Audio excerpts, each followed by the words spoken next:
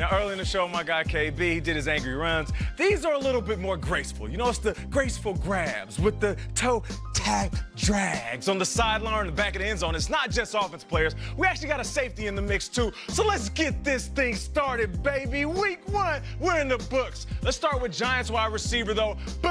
Benny in the steps. Oh, yeah, he gets it on the sideline. You see what I did there? Watch this. Watch how he catches it and he gets the dead legs. Just like when you're sitting on the toilet for too long, you know what I'm talking about. Sure. And then you go and drag that in and he gets it down. Benny foul to third. I see you, baby. Okay. Nate, you're on the toilet watching World Star for an hour. World Star! All right, come on, let's get this thing rolling. Give me the next play. Ryan Fitzpatrick, he's trying to make a play, and this is one of the few that he actually made back of the end zone. How about this nasty one by Preston Williams?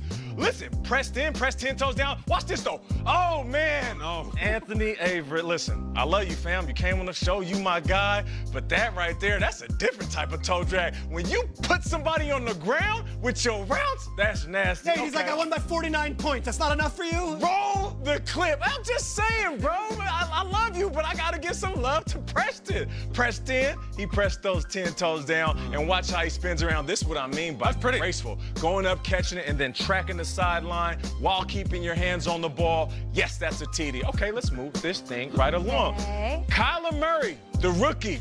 You got to get your lumps early. He's trying to go to the sideline. And who's going to snatch this right here? Oh, yeah, my guy, Tracy Walker, the safety. Oh, he goes up like Tracy McGrady Walker. But listen, I heard that he's Darius Slay's cousin, who's a cornerback on his team, so it's genetics. So, For yes, real? the genes are nice. So the genes are so good, I'm going to call him Tracy Walker, Texas Ranger. That's what I'm talking about. Let's move this thing along. Hey, Kyler, man, you can't do this in the NFL, but Tracy Walker, I see you with the toe drag going up again. All right, last one, though. Anthony Harris, number 41, second pick of the day. Matt Ryan trying to make a play, and Anthony Harris, my guy, number 41, goes up again. I haven't seen a 41 get up like this since Vince Carter last year in the NBA, baby. Hey. Oh, yeah, no, he's 41 years old. Okay. Here we go. There we go, baby. That's what I'm talking about. Toe drag swag. We had 2 safeties, 2 receivers, and that's week 1. I'm telling, hey, listen, I appreciate you guys. I did a video.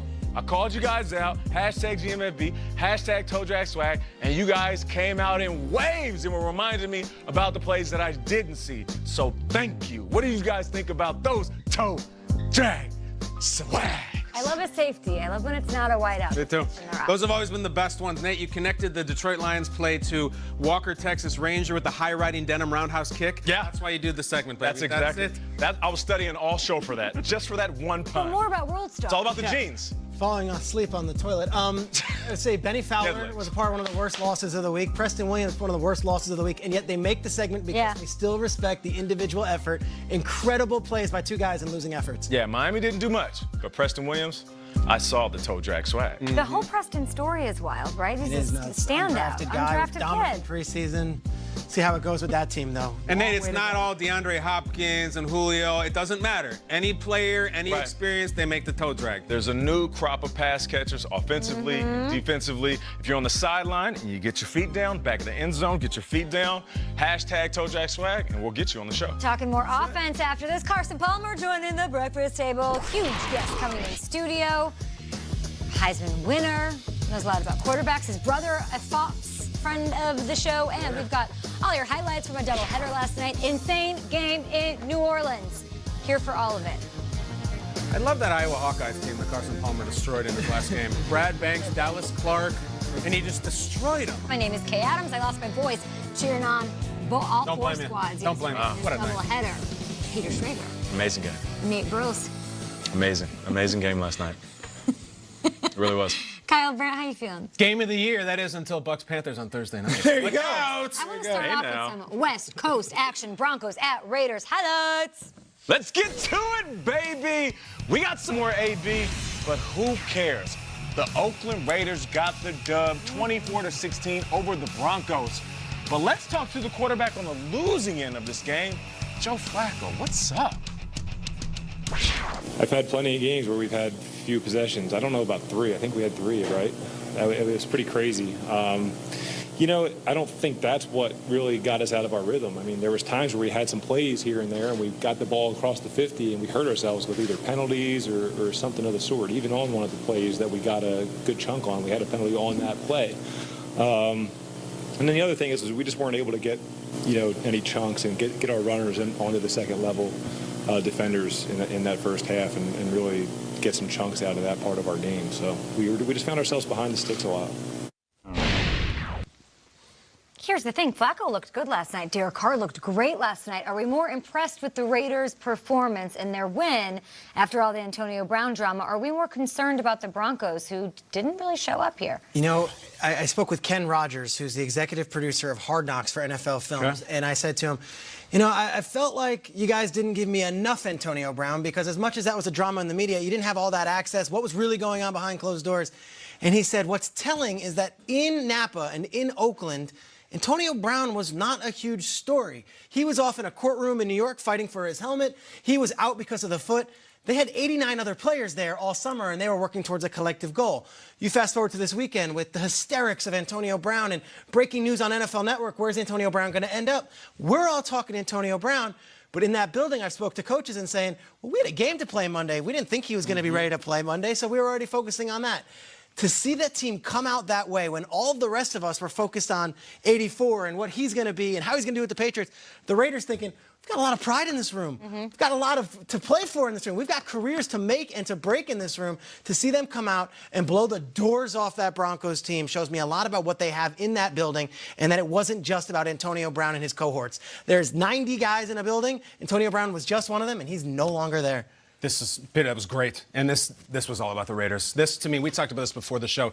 This was a statement game. It was a statement to Antonio Brown. It was 2 words, 7 letters, and a bunch of exclamation points afterwards. Guys, they've been in playoff games. The Raiders have won Super Bowls. This was about their dignity as a franchise. This was about their pride of their fan base. Let's not forget, Mayock, Gruden, Carr, Davis supported him from start to finish, bent over backwards, compromised maybe their even integrity to support him. And then the guy makes a video of him getting released and celebrating like a child in his backyard and publishes it for the world to see. He tried to de-pants the Raiders organization. I've never been so proud of them. I've never been so proud of Derek Carr, of Tyrell Williams. And the fans had a chant last night that you could hear over the broadcast. I'm a father now. I'm supposed to discourage that thing. I was doing it in my living room with them. God bless you. I would say it's De-pants. It's also about the defense as well. The offense was fantastic. I thought that first drive from Derek Carr was great. That ball that he threw to Tyrell Williams, it was between like 3 defenders. Perfect. Derek Carr was in a different type of zone, and rightfully so. I feel like they all felt like they needed to step up. But what I love about the defensive side of the ball is that the cliche things you say to your team, it applied when they say, control what you can control. Handle your side of the ball. Make plays when you have the opportunity. The defense is sitting back saying, hey, man, that Antonio Brown stuff ain't got nothing to do with us. He doesn't play defense. All the drama they have on offense, trying to figure out if he's going to be there, the feet, the helmet, it doesn't matter. Defensively, we got to control what we got to control. They had 3 sacks yesterday. And Cleveland Farrell, the guy who went number 4 overall, who people still criticize, he had one as well. This was a defense that was ranked 32 out of 32 last season and stepped up big and made plays. The Broncos didn't get in the end zone until 3 minutes left in the 4th quarter. So for everything that was going on, I can appreciate the defense not getting involved in the drama and feeling like they're part of this big circus. It's almost like just think about Hard Knocks. The defense was sitting back saying, we're going to do what we need to do, and when we have a chance to shine, we're going to beat up on somebody. Shregs, you mentioned earlier that offensive line looked good. People better watch out for this Oakland defense. And I played against some good Oakland defenses. When I walked in the locker room and I'm looking on my brown body and I'm seeing black bruises, this is that type of defense. They love to come downhill and hit. Burfict was out there smacking cats. The safety's out there smacking cats. This is a great defense and played at a high level. Where's the Broncos defense is the question. We can love the Raiders, tremendous performance, great win, statement win, not taking anything away from you. But the Broncos, I'm concerned with, because if I'm a supporter of Denver, I'm waking up and I'm realizing that, did our window pass here? Here's why it's frustrating. You lose Peyton Manning, he moves on, and you wade through guys like Paxton Lynch and Trevor Siemian and Case Keenum trying to find a solid quarterback because everything else is stout. You've got a no-fly zone, you've got Von Miller, everything else is ready. Just find the quarterback that can take us back to the Super Bowl.